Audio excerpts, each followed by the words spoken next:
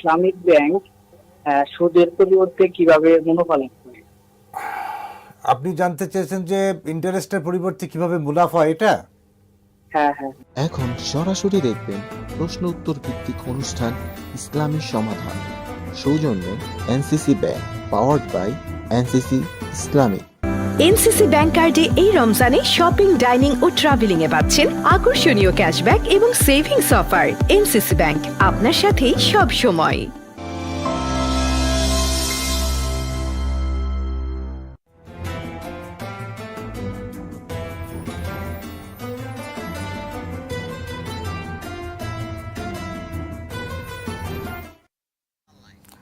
বিসমিল্লাহির রহমানির রহিম, আলহামদুলিল্লাহি রাব্বিল আলামিন, ওয়াল আকিবাতু লিল মুত্তাকিন, ওয়াসসালাতু ওয়াসসালামু আলা সাইয়্যিদিনা মুহাম্মদ সাল্লাল্লাহু আলাইহি সাল্লাতু ওয়াসসালাম। সুপ্রিয় দর্শক, আপনারা দেখছেন এনসিসি ব্যাংক নিবেদিত ইসলামী সমাধান, পাওয়ার্ড বাই এনসিসি ইসলামিক।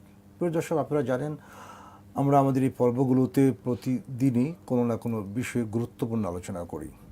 আজ আমরা আলোচনার জন্য যে বিষয়টি নির্ধারণ করেছি সেটি হচ্ছে যে ইসলামী ব্যাংকিংয়ের প্রোডাক্ট অ্যান্ড সার্ভিসেস। এটি অত্যন্ত গুরুত্বপূর্ণ এবং আলোচনার যোগ্য একটি বিষয়, যে বিষয়ে আমাদের জ্ঞান অর্জন করা দরকার। এবং আমরা যদি সম্যক জ্ঞান অর্জন করতে পারি, তবে ইসলামী ব্যাংকিং সম্পর্কে আমরা আমাদের ধারণাকে আরও মজবুত করতে পারবো। প্রিয় দর্শক, আল্লাহ তাআলা আমাদের সৃষ্টি করেছেন, তিনি হচ্ছেন আমাদের স্রষ্টা, আমাদের রব। আর রবের কাজ কি? দুটো। আল্লাহ তাআলা বলছেন, বিসমিল্লাহির রহমানির রহিম, রব্বুনাল্লাযী আতা কুল্লা শাইইন খালকাহু সুম্মা হাদা, যে আমি হচ্ছি তোমাদের রব। আর রবের কাজ কি? রব শেপ দেন, আমাদের যে আকৃতি এটি তিনি প্রদান করেন। আর কি? হেদায়েতের যে রাজপথ সেটি তিনি আমাদেরকে দেখান। তো একটা মানব জীবনের সামগ্রিক জীবন কিভাবে চলবে, বিশেষ করে তার অর্থনৈতিক জীবন কিভাবে চলবে, এভাবে ইসলাম সুস্পষ্ট সমাধান এবং রূপরেখা দিয়েছে। ইসলামী অর্থনীতির গতি প্রকৃতি মানুষের কাছে একদম সুস্পষ্ট, কারণ এটি তো ম্যানমেড নয়, এটি হচ্ছে আল্লাহ মেড। আর ইসলামী অর্থনীতির সকল কার্যক্রম চলে, অথবা অধিকাংশ কার্যক্রমই চলে ইসলামী ব্যাংকিং এর চ্যানেলে। সুতরাং আমাকে আপনাকে বুঝতে হবে ইসলামী ব্যাংকিং কী এবং কেন, ইসলামী ব্যাংকিং কী ধরনের সার্ভিস অথবা প্রোডাক্টস কনফার করে, এটিও আমাদের জানতে হবে। প্রিয় দর্শক, এই জানার মানুষে আমরা আমাদের স্টুডিওতে নিমন্ত্রণ জানিয়েছি একজন সম্মানিত অতিথিকে। তিনি হচ্ছেন মোহাম্মদ শাহেদ আলম, বিশিষ্ট ইসলামিক লেখক এবং গবেষক। চলুন আমরা তার সাথে কথা বলি, তার সাথে পরিচিত হই এবং তার মাধ্যমে আমরা জানার চেষ্টা করি বাংলাদেশে ইসলামী ব্যাংকিং যারা করেন, যারা এই ধরনের সার্ভিস প্রোভাইড করেন, এই সার্ভিস প্রোভাইডাররা কত ধরনের ইসলামী ব্যাংকিং প্রোডাক্ট এবং সার্ভিস তারা কনফার করেন। চলুন আমরা আলোচনায় ফিরে যাই। আসসালামু আলাইকুম। ওয়ালাইকুম আসসালাম। মূল্যবান সময় ব্যয় করে আমাদের অনুষ্ঠানে হাজির হয়েছেন, এই জন্য আপনাকে জানাচ্ছি আন্তরিক মোবারকবাদ।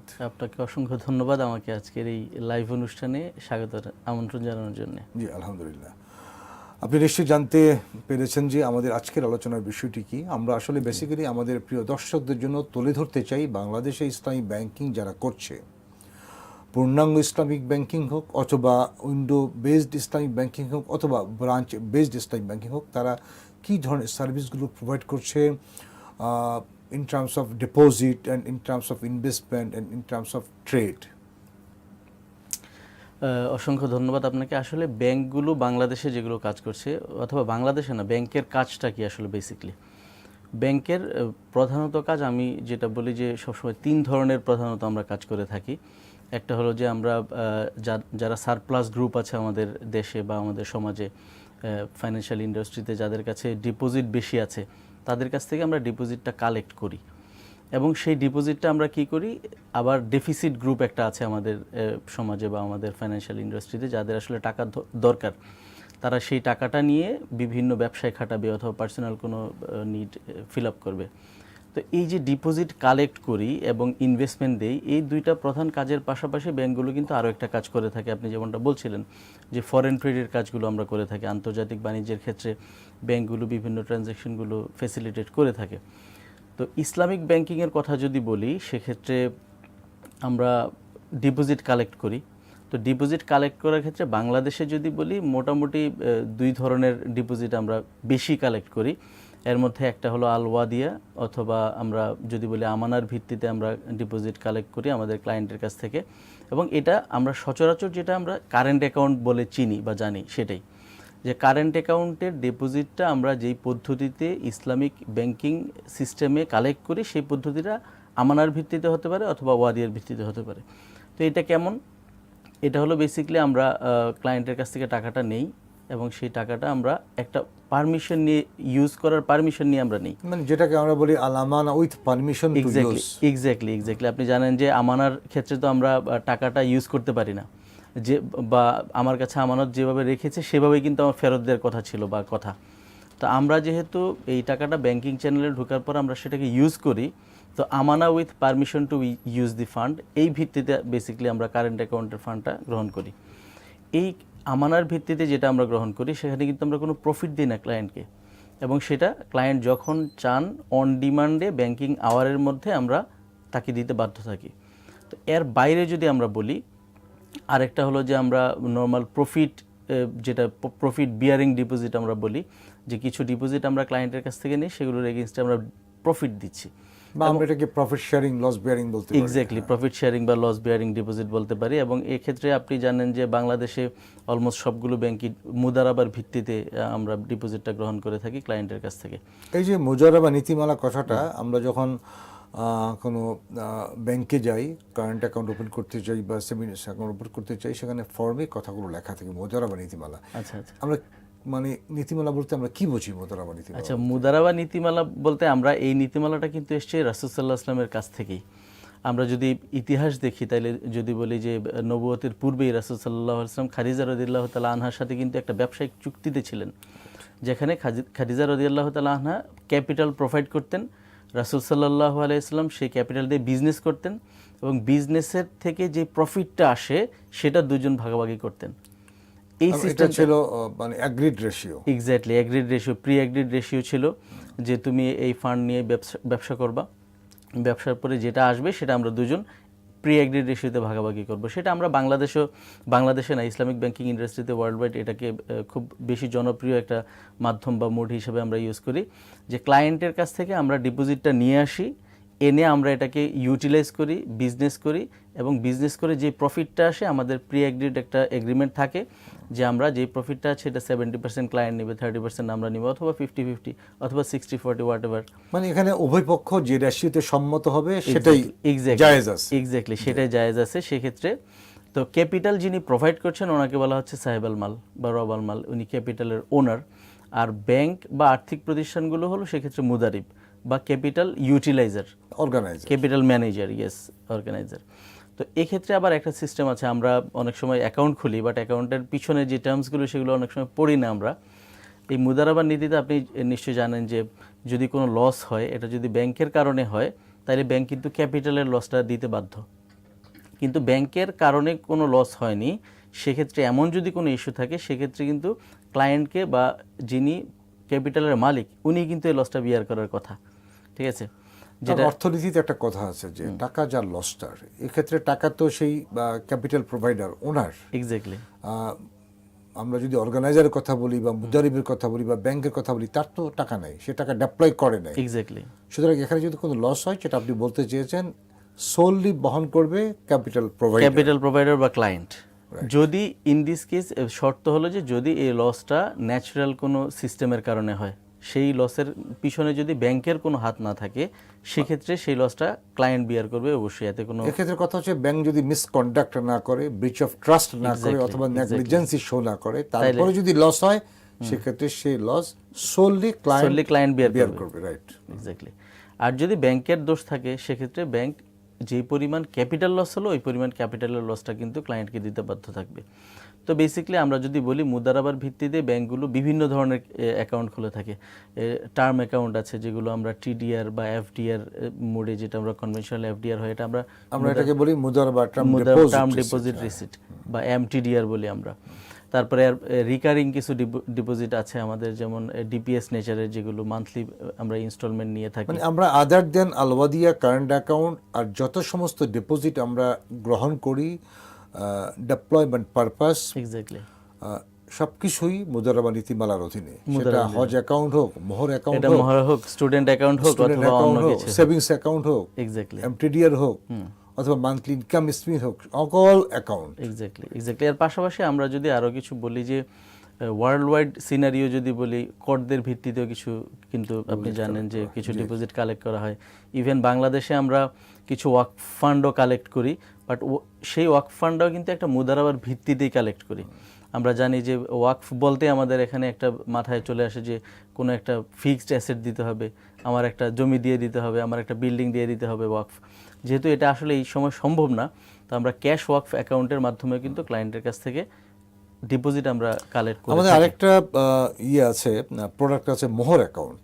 এক্স্যাক্টলি, এই বিষয় সম্পর্কে আপনার মতামত? মোহর অ্যাকাউন্টটা বেসিক্যালি আমি যদি বলি যে মোহর অ্যাকাউন্টটা এখন বিভিন্ন ব্যাংক বিভিন্ন নামেও কিন্তু করছে। যেমন মুদারাবা মোহর অ্যাকাউন্ট হচ্ছে, আবার মুদারাবা নিকাহ অ্যাকাউন্ট হচ্ছে, কেউ আবার মুদারাবা ম্যারিজ অ্যাকাউন্ট বলছেন, ঠিক আছে, নানান নামে।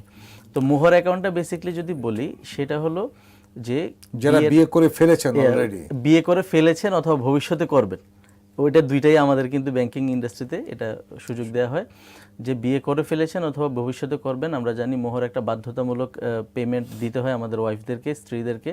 তো সেক্ষেত্রে আমরা একসাথে অনেক সময় দেওয়াটা সম্ভবপর হয় না। সেক্ষেত্রে আমরা এই মুদারাবা মোহর অ্যাকাউন্টের মাধ্যমে টাকাটা জমিয়ে জমিয়ে আমরা আমাদের স্ত্রীদের সেই পাওনাটা বুঝিয়ে দিতে পারি। আপনি বিয়ে করার পরে জাস্ট অথবা যে কেউ বিয়ে করার পরে সেটা সে কি করবে, তার স্ত্রীর নামে একটা মোহর অ্যাকাউন্ট সে খুলে দিবে, ওটার সিগনেটরি হবে তার ওয়াইফ। সে শুধু টাকা জমা দিবে, একটা নির্দিষ্ট অ্যামাউন্ট জমা দিবে, যাতে করে মোহরের যে নির্ধারিত যে একটা অ্যামাউন্ট আছে সেটা সে দ্রুত পরিশোধ করতে পারে। এক্স্যাক্টলি। এই মোহর অ্যাকাউন্টটা আপনি জানেন কিছু কিছু ব্যাংক কিন্তু বিয়ের আগেও দিচ্ছে, যেহেতু ওয়াইফের নামেই খুলতে হয়। কিছু কিছু ব্যাংকে এমন নিয়ম আছে, আবার কিছু ব্যাংকে হলো যে মোহর অ্যাকাউন্টটা খুলতে পারবে বিয়ের আগেই।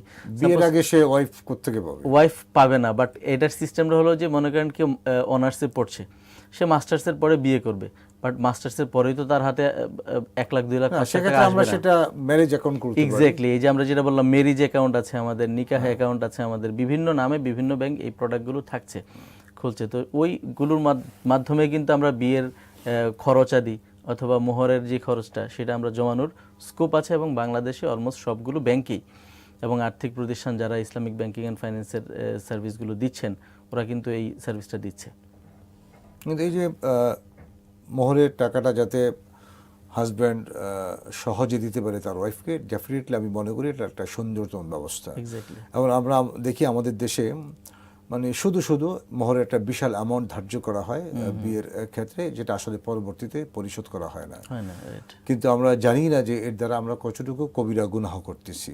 কারণ আল্লাহ তাআলা মোহর দেওয়ার আদেশ করেছিল, আতুন নিসা সাদকাতিহিন্না নিহলা, সন্তুষ্ট চিত্তে দিতে হবে। তো এই বিষয়গুলো ইসলামী ব্যাংক আমি মনে করি ক্ষেত্রে তারা একটা দারুণ একটা প্রোডাক্ট নিয়ে এসেছে বাজারে, যাতে করে পুরুষরা মোহর পরিশোধের যে বাধ্যবাধকতা আছে এটা থেকে তারা নিজকে বিমুক্ত করতে পারে। ঠিক তেমনিভাবে যে ম্যারেজ স্কিম আপনি বললেন, অনেক সময় আমরা টাকার অভাবে ম্যারেজ করতে পারি না, আমাদের অনেক এলাকায় কিন্তু এটা আছে। হ্যাঁ, এবং একটা হ্যান্ডসাম অ্যামাউন্ট দরকার হয় বিবাহ করার ক্ষেত্রে। সুতরাং এটা একটা দারুণ সুযোগ যে ভদ্রলোক চাকরি পাওয়ার শুরু থেকে বা তার আগে থেকে ইচ্ছা করলে সে মাসে 10,000, 5,000, 20,000 করে জমাবে, যাতে 2-4 বছরের মধ্যে তার বিয়ে করার মতো একটা, যেটা না হলে না এরকম একটা অ্যামাউন্ট জমা হয়ে যায়। এছাড়া আরো একটা অ্যাকাউন্ট আছে হজ অ্যাকাউন্ট। হজ এবং ওমরা, আপনি জানেন যে হজ এবং ওমরা অ্যাকাউন্ট দুটোই আছে অলমোস্ট সবগুলো ব্যাংক বা আর্থিক প্রতিষ্ঠানে। এই প্রোডাক্টটাও খুব জনপ্রিয় একটা প্রোডাক্ট। আমরা জানি যে হজ করার যদি বিগত কয়েক বছরের একটা ডেটা আমরা দেখি, অলমোস্ট আপনার আসা যাওয়া, ওখানে কিছু কেনাকাটা সহ অলমোস্ট 10 লাখ প্লাস মাইনাস কিন্তু খরচ হয়ে যাচ্ছে। 8 থেকে 10 লাখ টাকা। একটা ছোট অ্যামাউন্ট ছিল, এখন একটা অনেক বড়, অনেক বড় বার্ডেন হয়ে গেছে। বিশেষ করে আপনি জানেন যে আসা যাওয়ার প্লেন ভাড়া থেকে শুরু করে ওখানকার হোটেল অ্যারেঞ্জমেন্ট এবং অন্যান্য যে ইস্যুগুলো করতে গিয়ে এই হজ এবং ওমরা যাতে মানুষ সহজে করতে পারে সেজন্য ইসলামী ব্যাংকগুলো এই ধরনের প্রোডাক্টও তৈরি করেছে। বাকি কথা শুনবো একটা ছোট্ট বিরতির পরে। প্রিয় দর্শক, আপনারা দেখছেন এনসিসি ব্যাংক নিবেদিত ইসলামী সমাধান, পাওয়ার্ড বাই এনসিসি ইসলামিক। আমরা ছোট্ট একটা বিরতিতে যাব, আমাদের সাথেই থাকুন, আমরা ফিরে আসছি ইনশাআল্লাহ।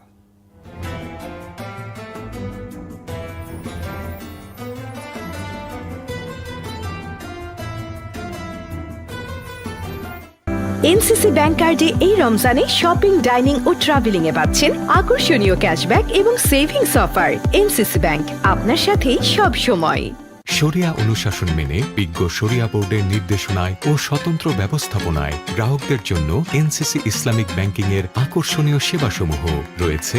আধুনিক সকল সুবিধা, তাই শরিয়া মেনে ব্যাংকিং হবে সহজে ও নিশ্চিন্তে। এনসিসি ইসলামিক ব্যাংকিং এর সাথে। এনসিসি ব্যাংক, আপনার সাথেই সব সময়। বিশ্বজুড়ে বিস্তৃত নেটওয়ার্ক ও প্রয়োজনীয় আধুনিক সকল সুবিধা নিয়ে রেমিটেন্স সেবায় আপনার বিশ্বস্ত প্রতিনিধি এনসিসি ব্যাংক, আপনার সাথে সব সময়। বিশিষ্ট ইসলামী চিন্তাবিদ অধ্যাপক সোহেলা সোভান রচিত গ্রন্থ দৈনন্দিন জীবনে কোরআনের ভূমিকা। গ্রন্থটি পাওয়া যাচ্ছে হাক্কানি পাবলিশার্সে। বিশিষ্ট ইসলামী চিন্তাবিদ অধ্যাপক সোহেলা সোভান রচিত গ্রন্থ শান্তির প্রতীক নবীজি। গ্রন্থটি পাওয়া যাচ্ছে হাক্কানি পাবলিশার্সে।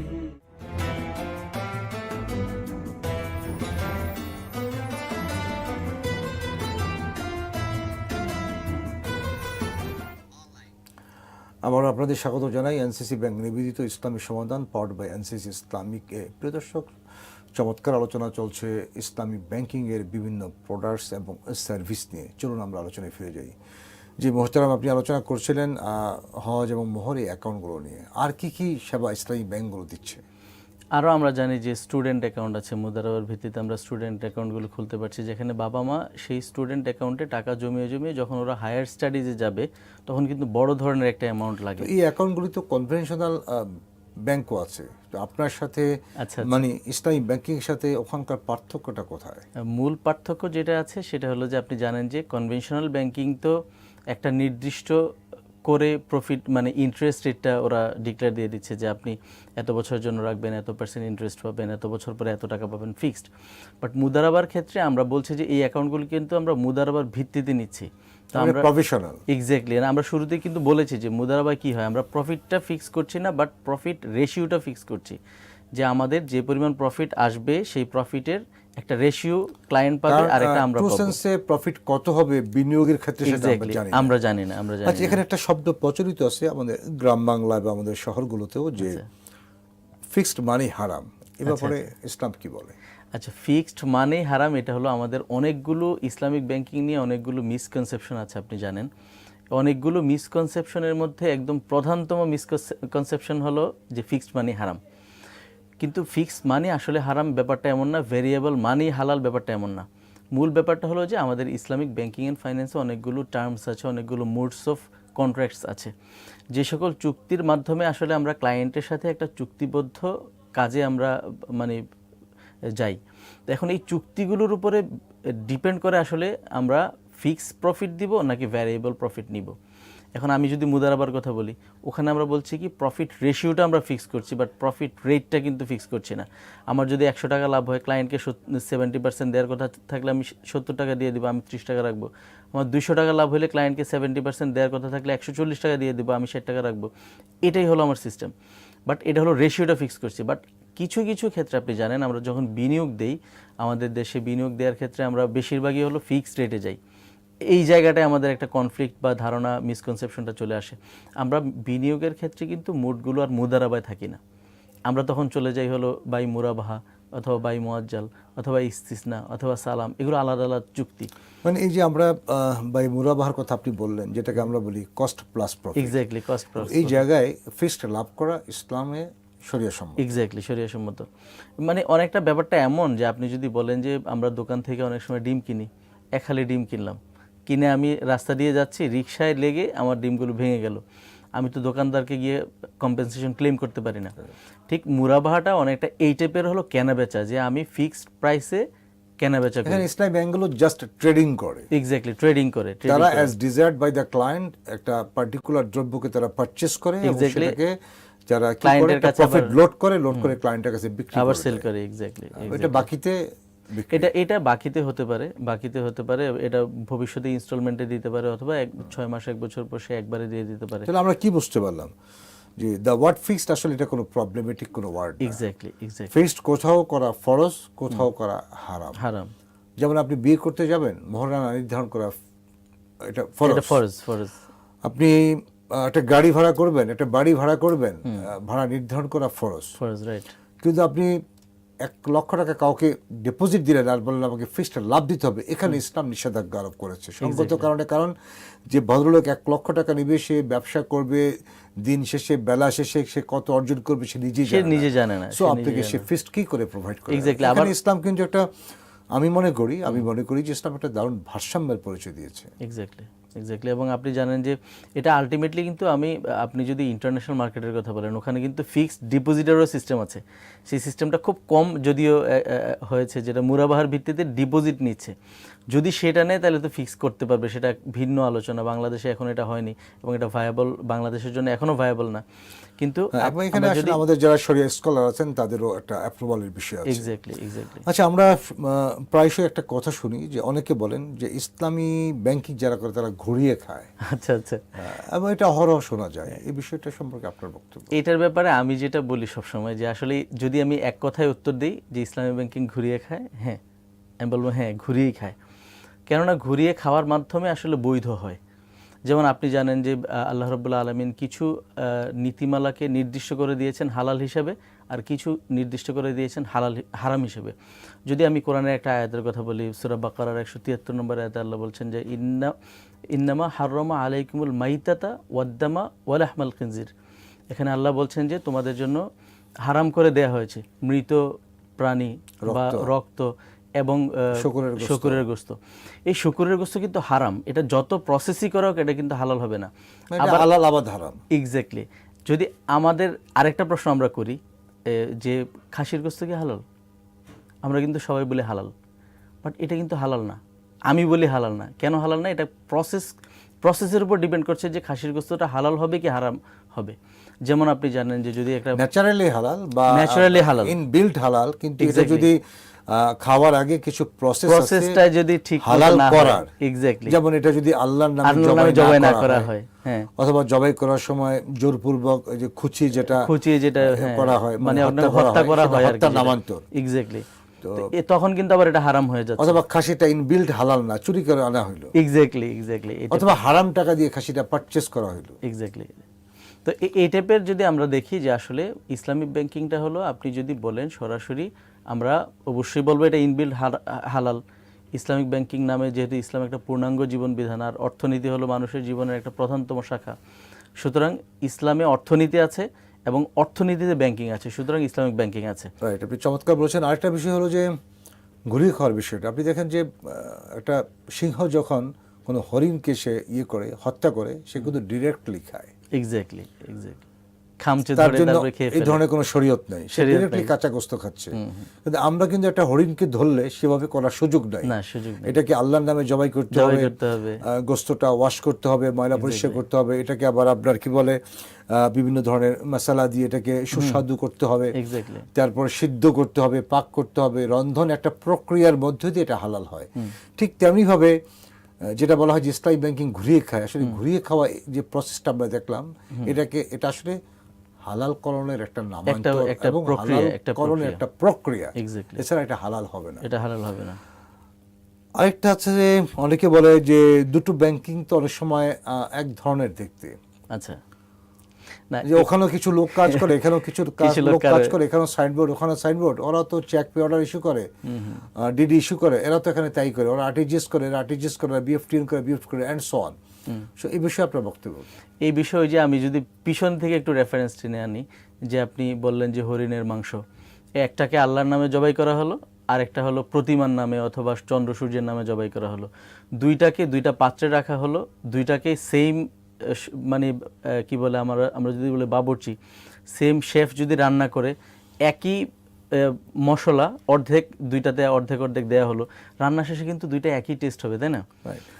দুইটা একই টেস্ট হওয়ার পরও কিন্তু আপনি দেখেন যে দুইটা তো হালাল, একটা হালাল আর একটা হারাম। তো ইসলামিক ব্যাংকিং আর কনভেনশনাল ব্যাংকিং দুইটাই যদি আমি বলি যে দেখতে একই হলো, বেসিক্যালি প্রসেসিং এর কারণে একটা হালাল আর একটা হারাম। আমরা বাকি কথাটা শুনবো, একটা ফোন রিসিভ করি।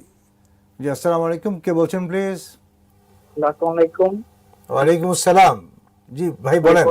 ফরিদপুর থেকে রাসেল বলছিলাম। আচ্ছা, আমার প্রশ্নটা হচ্ছে ইসলামিক ব্যাংক সুদের পরিবর্তে কিভাবে মুনাফা লাভ করে? আপনি জানতে চেয়েছেন যে ইন্টারেস্টের পরিবর্তে কিভাবে মুনাফা, এটা? হ্যাঁ। ওকে, থ্যাংক ইউ ভাই। আমরা আপনার প্রশ্নের উত্তর দেবো ইনশাল্লাহ। আমাদের একজন ভাই প্রশ্ন করেছেন, উনি জানতে চেয়েছেন যে সুদের পরিবর্তে মুনাফা কিভাবে হয়। আচ্ছা, সুদের পরিবর্তে মুনাফা হয়, শুরুতেই আমরা যেটা করছি, আমরা বলেছি যে ইসলামী ব্যাংকিংয়ে ডিপোজিটটা আমরা যখন গ্রহণ করি সেটাই ইসলামিক পদ্ধতিতে গ্রহণ করি। এটা একটা দিকে আছে। আর একটা মেন যে বিষয়টা আমার মনে হয় উনি যেটা জানতে চান সেটা হচ্ছে যে আসলে টাকা যদি বিনা পরিশ্রমে টাকার জন্ম দেয় সেটা হচ্ছে ইন্টারেস্ট। এক্স্যাক্টলি আমি এবং এখানে প্রোডাক্টের কোনো অস্তিত্ব নেই। Product-এর ইসলামী অস্তিত্ব নেই। ব্যাংকগুলো যেটা কি করে যে ক্লায়েন্টের চাহিদা মাফিক প্রোডাক্ট কিনে ক্লায়েন্টের কাছে বেশি লাভে বিক্রি করে। এখানে একটা Exactly. প্রোডাক্টের অস্তিত্ব আছে, আর প্রোডাক্টের দাম কম বেশি হতে পারে এবং এখানে লাভ করা যেতে পারে, কিন্তু টাকার বিনিময়ে উইদাউট মিডিয়াম অফ কি বলে আমি বলি মানে কোনো টাকাটাকে আমরা পণ্য হিসেবে ইউজ করি না, আমরা কোনো ধরনের ছাড়া, মানে প্রোডাক্টের অস্তিত্ব ছাড়া যদি শুধু টাকার উপর টাকা বাড়িয়ে দেওয়া হয় তাহলে সেটা ইন্টারেস্ট। এক্স্যাক্টলি আমরা জানি যে কনভেনশনাল ব্যাংকে কি হয়, আসলে কারো 1 কোটি টাকার দরকার, ওনাকে 1 কোটি টাকা দিচ্ছে, 1 কোটি 10 লাখ টাকা নিয়ে নিচ্ছে। আমাদের কাছে আসলে কিন্তু আমরা 1 কোটি টাকা দিচ্ছি না, আমরা তার কি প্রয়োজন সেটা কিনে দিচ্ছি।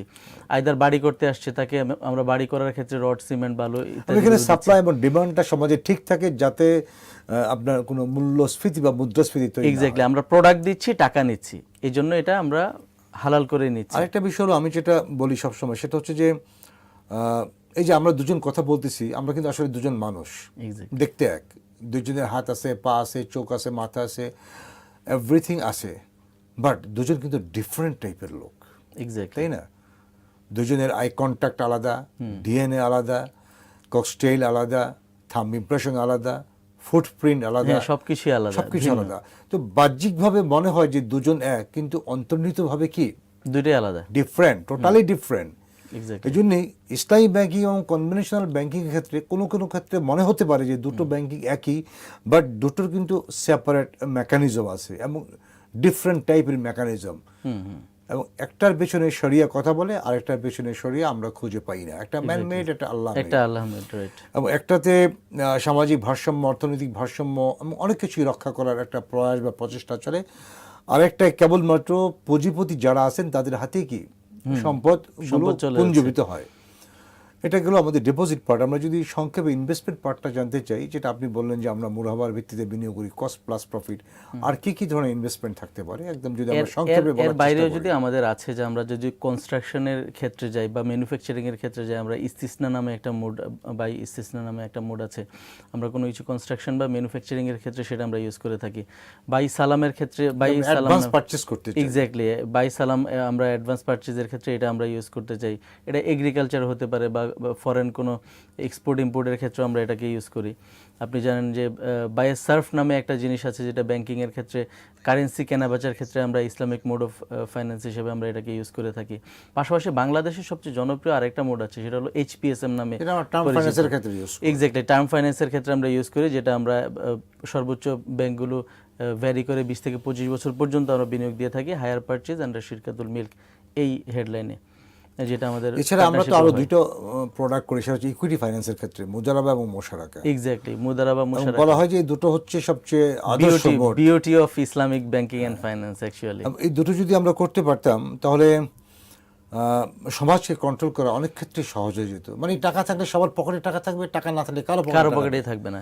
এবং এটা হচ্ছে যে প্রফিট বিয়ারিং, ঠিক এমনটি না, এটা হচ্ছে profit sharing, loss bearing, right. এবং এই বিষয়টা করতে পারলে আমরা জাতি অথবা আমাদের যে বাংলার যে আপামর জনসাধারণ আছেন তাদের কাছে আমরা প্রকৃত অর্থে ইসলামী ব্যাংকিং সৌন্দর্য। এবং আপনি জানেন যে এটা আসলে শুরুর দিকে যদি আমরা ইসলামী ব্যাংকের কথা বলি, ইসলামী ব্যাংক কিন্তু মুশারাকার ভিত্তিতে কিছু বিনিয়োগ শুরু করেছিল, আমরা শুনেছি, বাট পরবর্তীতে সেটা ভায়াবল হয়নি বিকজ অফ আমাদের তো আসলে জাতিগতভাবে আমরা আমাদের সৎ লোক দরকার, আপনি চমৎকার আলোচনা করছেন এবং করছিলেন। আমরা যদি আরো শুনতে পেতাম ভালো লাগতো। আপনাকে ধন্যবাদ। আপনাকে অসংখ্য ধন্যবাদ আজকে এই অনুষ্ঠানে আমাকে আমন্ত্রণ জানানোর জন্য। প্রিয় দর্শক, আমরা ইসলামী ব্যাংকিং এর প্রোডাক্ট এবং সার্ভিস সম্পর্কে চমৎকার আলোচনা শুনছিলাম জনাব মোহাম্মদ শাহেদ আলম সাহেবের কাছ থেকে। উনি অনেক দিন ধরে ইসলামী ব্যাংকিং নিয়ে কাজ করছেন। আমরা ক্লিয়ারলি যে কথাটা বলতে চাই সেটি হচ্ছে যে প্রচলিত ব্যাংকিং এবং ইসলামী ব্যাংকিংয়ের মাঝে বড় ধরনের পার্থক্য বিদ্যমান আছে, বাট অনেক ক্ষেত্রে দূর থেকে দুটোকে এক ধরনের মনে হলো। আসলে ইনহেরেন্ট যে মেকানিজম অথবা আপনার প্রফিট মেকানিজম অথবা loss mechanism, investment mechanism, fund deployment mechanism, বিষয়গুলো কিন্তু সম্পূর্ণ আলাদা ধরনের।